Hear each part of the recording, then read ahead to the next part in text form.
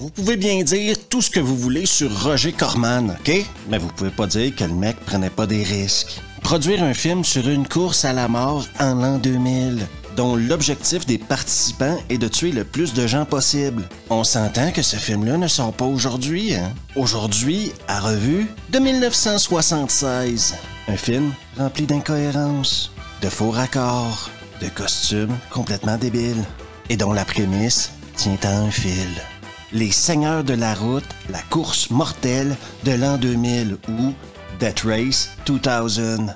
Et ça commence maintenant.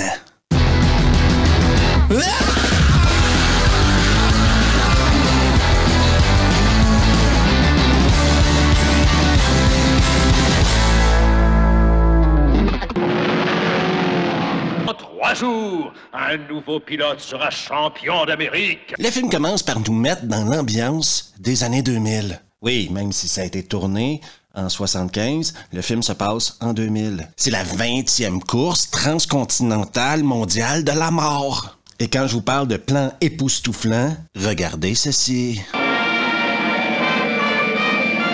On passe maintenant à la présentation des concurrents et comme vous pouvez vous l'imaginer, ce sera cliché sur cliché sur cliché. Commençons par Calamity Jane.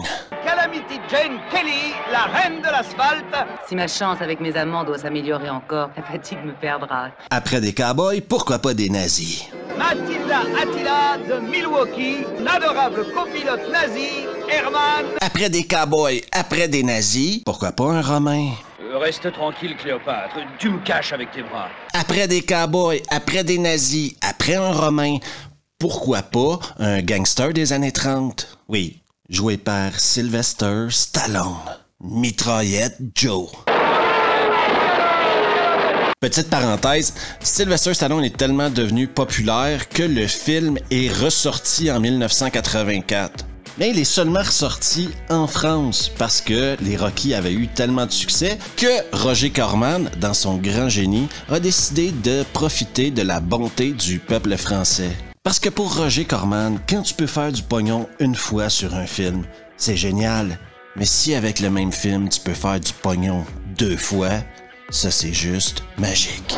Le dernier concurrent, Frankenstein, joué par David Carradine. Multiple gagnant de la course à la mort, Frankenstein est insensible. Il a eu plusieurs opérations qui font de lui demi-cyborg, demi-humain ou demi-modifié en Suisse génétiquement. C'est un peu compliqué dans le film comment on nous apporte ça, mais bon, il arrive sur place déjà sur une civière. Il devrait reprendre vie dans un instant. Mais il a l'air OK pour conduire. Seul double vainqueur de la transcontinentale, Frankenstein. On prend 2 minutes pour profiter du design des 5 bagnoles. Les 5 bolides sont en position de départ, ici à New York. Et qu'est-ce que cela est au juste? Autre petite parenthèse concernant Roger Corman. L'objectif du designer était de prendre des corvettes et de les modifier. Le truc, c'est que Roger Corman, il trouve que des corvettes, ça coûte cher. Ils ont donc pris des Volkswagen, enlevé la carrosserie, changé la carrosserie. Ils ont fait un modèle de voiture pour chaque voiture. Les voitures étaient tellement pourries qu'ils devaient les pousser afin que les voitures commencent à rouler. Travailler avec Roger Corman à l'époque, ça devait être un véritable plaisir. Nous avons maintenant le droit à un mot du président des États-Unis mondial. Une fois de plus, ayez confiance en moi, je vous offre votre jeu. Un départ de course endiablé. Vous remarquerez un truc lorsque les voitures roulent dans ce film-là. Le réalisateur savait très bien qu'il travaillait avec des Volkswagen. Il y a des limites niveau vitesse qu'une Volkswagen peut atteindre, disons. Donc, on accélère la pellicule afin que ça donne l'impression que tout va vite. Les règles du jeu sont à la fois sadiques, mais extrêmement simples. Les personnes de plus de 75 ans qui font obtenir un magnifique 100 points. On a le droit un peu d'exposition sur Frankenstein maintenant. Et si sa copilote veut lui voir la gueule, eh bien, elle lui verra la gueule. Qu'est-ce que vous espériez? Jolie petite gueule. Déjà, mettons au clair que c'était hors de question pour David Carradine de passer tout ce film-là avec un maquillage dans la face. Et c'était hors de question pour Roger Corman de payer une maquilleuse pour le tournage tous les matins afin que David Carradine se fasse maquiller. C'était clair, net et précis que porter un masque était la solution la plus simple. Un masque qui d'ailleurs, avant que vous me le rappelez dans les commentaires, David Carradine ne porte pas souvent. Non, quand il conduit par exemple, il enlève son masque. Et ce, même si tout le monde sait quand il tue quelqu'un, donc en théorie il y a des caméras partout, mais les gens ne le voient jamais sans masque. Essayez pas de comprendre. Acceptez, c'est comme ça. Profitez juste du moment. C'est la journée de l'euthanasie à l'hospice. Ils l'ont chaque année. Comme je vous disais, les règles sont extrêmement particulières au jeu de la course de la mort et ça entraîne des situations extrêmement bizarres. Est-ce qu'on s'entend tous que ceci n'est pas un décolleté pour le confort? Malheureusement pour les Romains, c'est la fin. Comme dans toute dystopie qui se respecte, nous avons besoin de rebelles. Et les seigneurs de la route ne fait pas exception. Les rebelles prendront la responsabilité de la mort de Néron et du décolleté. Ça fait chaud au cœur de voir que la résistance ne mourra jamais. L'exécution hier du barbare assassin connu sous le nom de Néron. Nous arrivons maintenant au premier ravitaillement et avec le premier ravitaillement arrive notre première pause nibar. Car j'étais sur la route toute la sainte journée. Salut toi. Aujourd'hui, au lieu de dire des conneries, je vais t'inviter à venir me regarder et m'écouter dire des conneries pendant 2 ou 3 heures ce soir à 21h où j'accueillerai avec moi John Ali et une chaîne québécoise que j'aimerais bien vous faire découvrir sur la route de l'horreur. Donc, essayez de venir faire un tour, discuter avec nous. Ce sera à 21h ce soir sur la chaîne Revue. Frankenstein va aller discuter avec la copilote de Mitraillette Joe et ça, Stallone va le prendre perso. Oh, il a seulement dit que j'avais des bêtises dans l'oreille. Tu te fous de moi, non? C'est très rare à Revue que j'ai la chance d'offrir aux dames qui regardent la chaîne un moment incroyable. Je demanderai à toutes celles qui regardent la vidéo présentement de maîtriser les pulsions animales qui habitent en vous, de conserver un minimum de décorum. Et maintenant que vous êtes avertis, voici David Carradine en slip. Bizarrement, là, je sais pas quoi dire. Non, vous ne tuez pas, Monsieur Frankenstein. Vous marquez des points. Frankenstein, c'est presque un homme d'église. Étonnant! Frankenstein se voit attribué pour la mort du diacre 50 points. On assiste quand même à une deuxième journée de course qui nous rappelle, encore une fois, comme au début du film, que accélérer la vidéo nous donne un véritable sentiment de vitesse.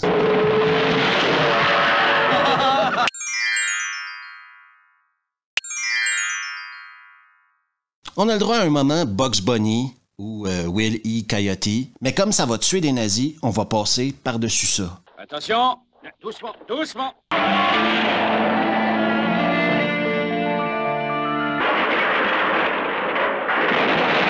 Frankenstein va donner le volant à sa copilote et elle est clairement pas prête encore.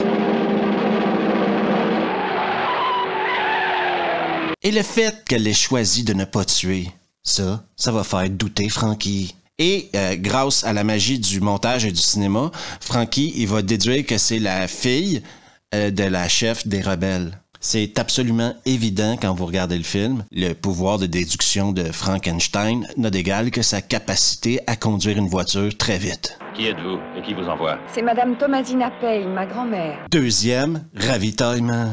La mort de notre chère Mathilda a été en fait causée par les ennemis de notre peuple. On assiste maintenant à toutes les saveurs de la propagande. Tout ça, c'est la faute aux rebelles. Qui est-ce qui a parlé de rebelles? Il n'y a pas de rebelles. Qui est enchaîné par une baston entre David Carradine et Stallone. Tu vois que Stallone retient ses coups. Oubliez pas qu'un an plus tard sortait Rocky. Stallone ne pouvait pas se permettre de tuer David Carradine comme ça dans un garage.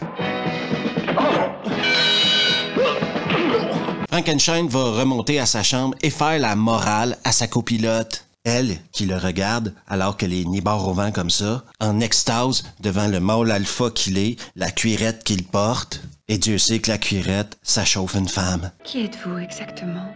Je ne suis personne. Je ne plaisante jamais. Dernière journée de compétition. Que quoi qu'il puisse arriver désormais, j'ai apprécié cette occasion de lutter contre vous. Oubliez jamais que Sylvester Stallone a toujours plusieurs couches à son jeu. Il aime apporter des personnages avec énormément de profondeur. Et on voit ici le côté romantique de Mitraillette Joe. Les enfants de putain, ça leur donnera une leçon. Calamity Jane, elle, est incapable d'apercevoir une mine au sol. Frankenstein, lui, va décider d'empoisonner sa copilote, de la mettre KO, quoi.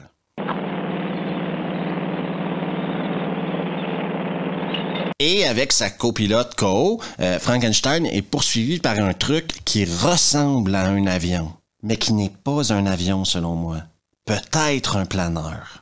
Frankenstein, nous voulons vous parler. Il faut vous arrêter. Arrêtez avant que je vous y oblige. Et même si on rajoute une bagnole au planeur qui le suit, c'est juste trop facile pour Frankie.